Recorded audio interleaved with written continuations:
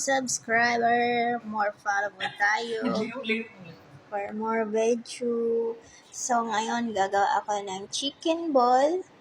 So, nilagyan ko siya ng mint, onion, garlic, 7 spices, salt, sugar, Maggi, and bell pepper powder. So, gawin ko siyang i-chop-chop-chop-chop ko siya para magiging dorog na manok. So, abangan. So, ayan na siya.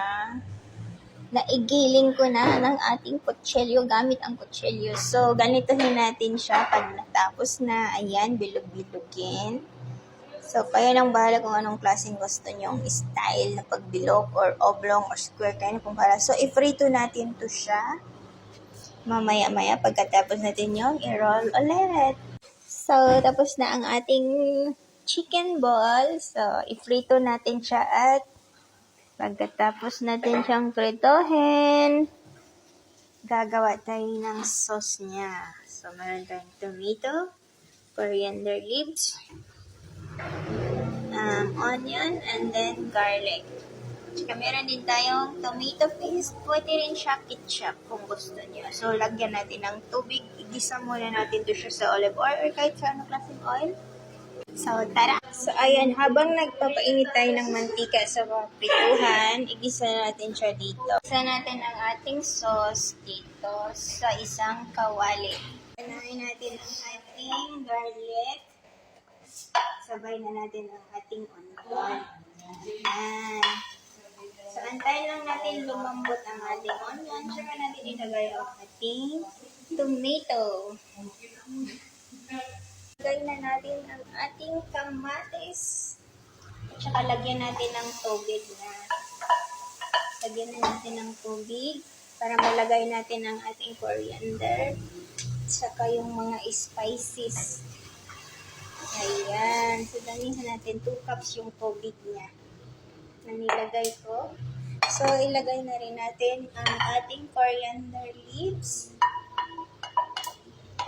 Ayan. And then, ang ating tomato paste or ketchup. Ayan. Kayo na kung bahala kung anong gusto niyo, maasim-asim or sakto lang. Pero sa kanila, kasi nga, Arab country sila, so gusto nila ay maasim-asim. So, lagyan natin siya ng asin. Ayan. Chicken spices. Para medyo hanghang-hanghang. Sugar. Black pepper powder. And then, bell pepper powder. At saka isang Maggi cubes. Ayan. So, antayin lang natin siyang kumulo. At saka dito natin ilagay ang ating mga pinipritong chicken ball. So, ilipat natin dito yung ating pagprituhan para mabilis kasi mahina sa kabila. So, iprito na natin ang ating manok. Medyo mainit na kasi. Ayan.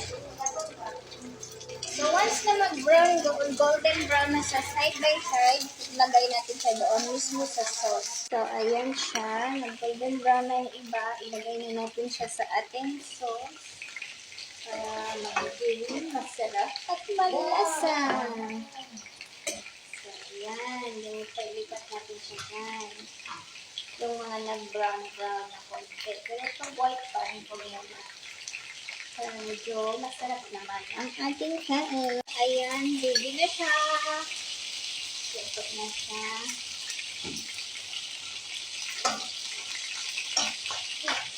Tama natin. So, dito na natin siya pasarapin at palambutin. Ayan. Tutuin lang natin siya hanggang lumapot yung kanyang sabaw. So, ganun lang. So, tikman natin kung masarap ba, okay na ba ang lasa niya.